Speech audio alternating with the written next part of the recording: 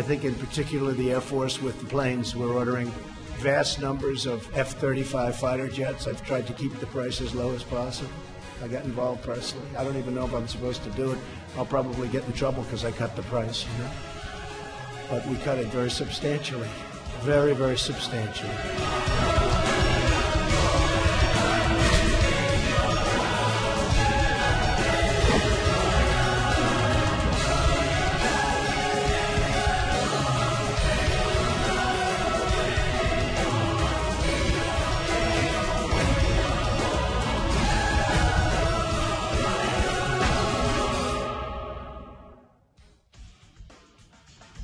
미국과 일본의 밀착 관계가 상상을 초월하게 됐습니다. 자, 일본은 퇴역을 앞둔 F-2 전투기의 후속 개발을 선언했는데요. 그러자 미국이 우방국들에게도 절대 팔지 않는 스텔스 전투기 F-35의 핵심 기술들을 일본과 공유하겠다고 제안을 한 겁니다. 자, 이건 미국이 40년 넘게 축적해온 스텔스 관련 기술들을 모두 일본과 함께 하겠다라는 것과 다를 바가 없는 제안인데요. 우리를 향해서는 훈련에 들어가는 돈이 아깝다고 볼멘 소리를 하면서 일본에게는 왜 유독 이렇게 반대하는 걸까요? 이 이야기 짚어보겠습니다. 자, 이현정 의원님. 네.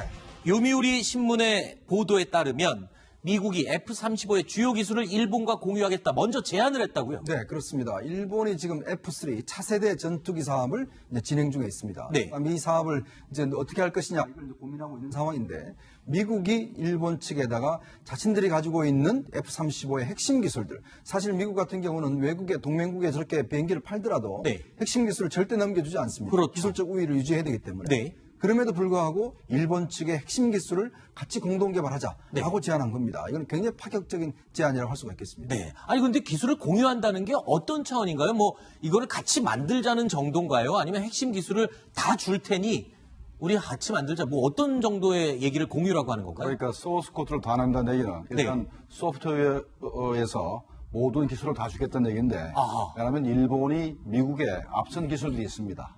아, 일본이 미국보다 앞선 기술이 또 있습니까? 네, 있습니다. 그 지난번에 F2를 개발할 때 네. 그 개발하는 과정에서 미국이 일본 기술을 많이 훔쳐갔다 해서 아하. 일본이 상당히 기분이 나빴었습니다. 그래서 네. 이번에 F2의 후속 모델인 F3를 개발하는데 네. 일본 내부에서는 독자적으로 개발하자라는 여론이 있었고 또 미국 측에서 지금 했던 제안들 네. F2와 F-35를 결합해서 최강의 전투기를 만들자 해놓고 네. 사실은 거기에 그 소스 코드를 안 주려고 그랬다가 아하. 이번에 새롭게 제안을 내놓은 겁니다. 네. 자, 소스 코드를 내놓을 테니까 같이 만들자 이렇게 네. 제안을 했습니다. 신 대표님, F-35 스텔스 전투기라고 하면 F-22 랩터와 함께 세계 최강 전투기로 지금 꼽히는 전술 무기잖아요. 네.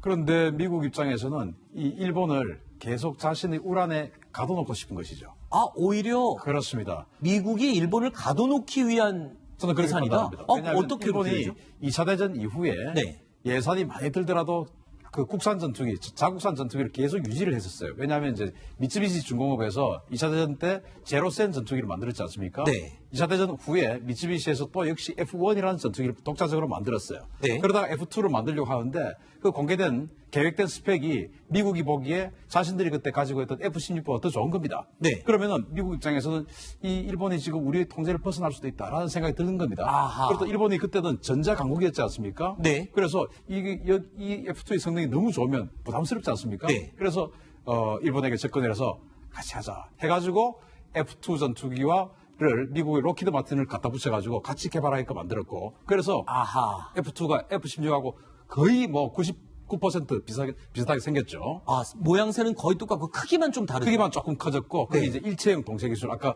김정봉 실장님 말씀하신 네. 일체형 동체 기술이라고 해가지고 동체에 사실 여러 가지 피스를 박아가지고 네. 블락을 가지고 날개나 동체를 만드는데 일본은 그 어떤 그 형상 기술이 워낙 그때 당시에 뛰어나서 네. 하나의 피스도 없이 그냥 단 한 개로 날개를 다 만들어 버리는 거예요. 그러니까 강도 뭐 어떤 그 무게 이런 것들을 대폭 줄이고 강도를 대폭 늘리는 그런 기술이 있었는데 그걸 미국이 같이 공동 개발하면서 삭 기술을 가져가면서 일본에게는 동시에 상대적으로 적은 수준 낮은 그런 어떤 전투기를 만들게 했죠. 네. 따라서 이번에 일본이 F3를 만들려고 했는데 이 F3 어떤 예상 스펙이 너무나 뛰어난 겁니다. 네. 그렇게 되면은 미국 입장에서는 부담스러운 것이죠. 네.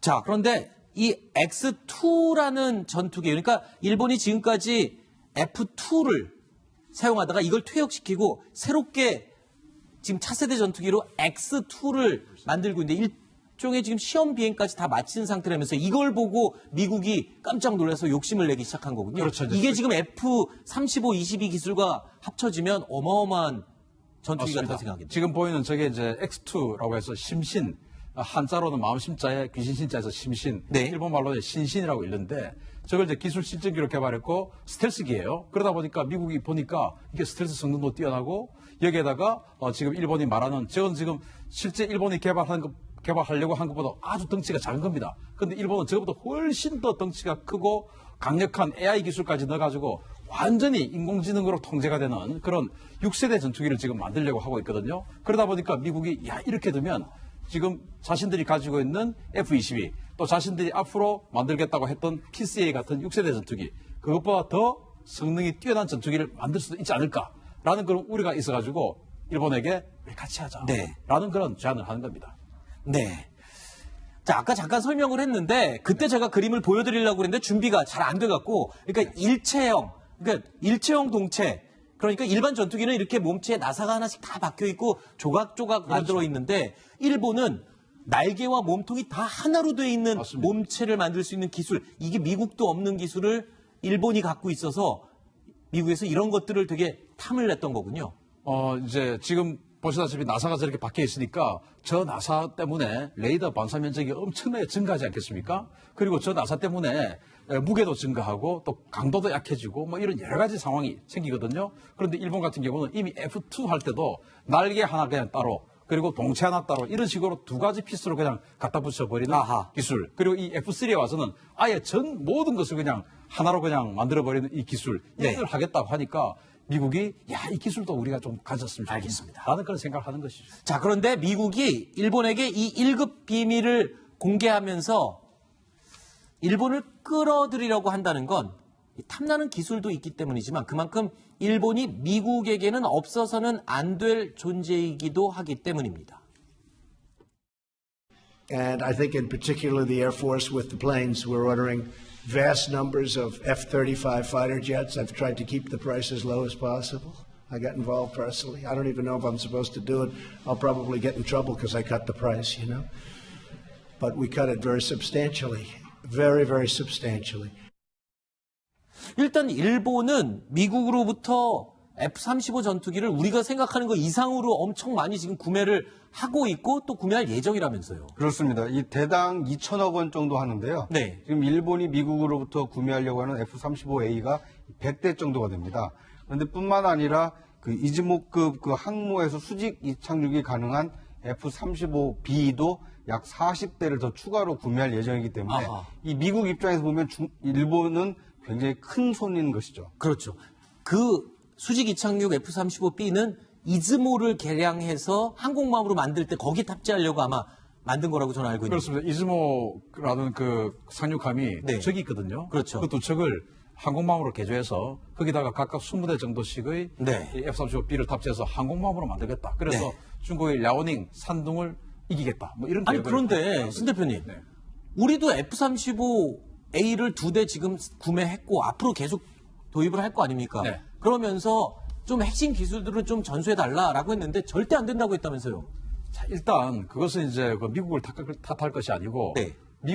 일본과 우리가 F-35를 사는 계약 조건이 달랐습니다. 아 그래요? 예를 들어서 우리는 기체 가격 한 대에 우리는 한 1,200억 원. 예를 들어서 또 프로그램 코스트라고 전체 가격하면 우리는 한 1,700억 원 정도의 네. 대당 구입비인데 일본은 대당 2,500에서 2,800억 원에 샀어요. 아 그러면은 우리 자동차 살 때 같은 브랜드지만 옵션에 따라 가격이 달라지는 그런 차이인가요? 일단 성능은 똑같은 걸 샀습니다. 네. 근데 그 자동차는 이제 옵션에 따라 성능도 많이 다르잖아요. 네. 근데 성능은 똑같은데 일본 같은 경우는 그 기술도 받고 나머지 800억, 900억 차이가 기술료 아하. 그리고 추가 부품 이런 것들이 일본은 훨씬 더 많이 들어가 있는 것이고 아하. 우리는 그냥 동체 그리고 뭐 얕은 약간의 부품 이 정도만 가지고 오기 때문에 기술을 안 주는 것이죠. 그렇군요. 자 그러면 우리가 왜 일본과 미국이 주고받는 이 군사 기술에 대한 얘기를 이렇게 관심을 가질까?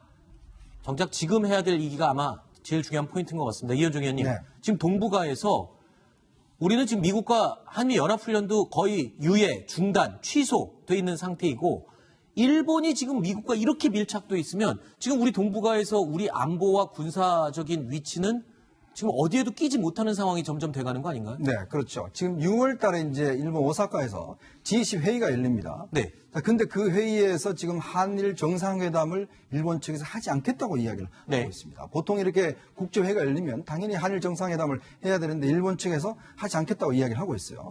그리고 지난번에 우리가 트럼프 대통령하고 한미 정상회담 때 한국에 방문해 주십시오라고 이야기를 했는데 트럼프 대통령은 가타부타 이야기 없이 사의를 표명했다라고 이야기를 하고 있습니다. 네. 근데 반면에 지금 아베 총리 같은 경우는 멜라니아 여사의 생일 잔치에 초대를 받았어요. 아하. 그리고 또 올 6월 달에 또 트럼프 대통령이 일본에 옵니다. 자, 그리고 우리가 또 이 중국에 이제 우리 국회에서 가려고 했더니 중국 측에서 오지 말라고. 미세먼지 이야기 하려고 그러면 오지 말라라고 네. 이야기를 하고 있어요. 자, 이렇게 보면 지금 우리를 둘러싼 지금 4강이고 지금 러시아 같은 경우는 조만간 다음 주에 북한과 정상회담을 하지 않습니까? 네. 자, 그러면 한국은 도대체 그럼 뭐 어디를 동맹국으로 해야 될 것인지. 아하. 지금 일본한테도 사이가 좋지 않고 미국도 사이가 좋지 않고 중국도 우리를 알아주지 않고 이런 기술력은 다 일본들이 가져가고 그럼 나중에 되면 실질적으로 일본이 압도적인 항공력을 가지게 되면 그럼 한국은 어떻게 생존할 것인가? 네. 자, 이런 문제에서 우리의 어떤 앞으로 나아 미래가 굉장히 어둡다고 할 수가 있겠죠. 그러니까 미국이 태평양 사령부를 인도 태평양 사령부로 바꿨지 않습니까? 네. 그러면 미국이 현재 인도 태평양 사령부를 가지고 중국을 압박하겠다는 분명한 전략적 목표가 있습니다. 네. 그래서 거기에 일본이 적극적으로 참여하고 있고 또 일본은 북한 비핵화 문제에서도 철저하게 미국 입장을 따랐어요. 네. 그런데 우리 정부는 그렇지 않았지 않습니까? 네. 거기서 벌써 한국과 일본과의 그 대미 관계가 벌써 벌어지기 시작한 거고 네. 또 하나는 우리 정부가 중계 가서 세 가지를 약속했습니다. 세 가지 안 하겠다. 3불 약속을 했는데 첫 번째가 사드 추가 배치 안 하겠다. 두 번째가 일본과 군사 동맹으로 가지 않겠다. 어허. 그다음에 MD도 안 하겠다. 이거 미국의 이익하고 맞지 않습니다, 전혀. 네. 그러니까 아무래도 미국이 한국을 보는 눈이 일본과 다를 수밖에 없는 겁니다. 그렇군요. 그런데 미국과 일본의 군사적인 밀착은 사실 최근의 일이 아니죠. 한 1, 2년 전부터 계속 이어져 왔던 그 흐름이었습니다. 다음 순위로 이어가겠습니다. 만나보시죠.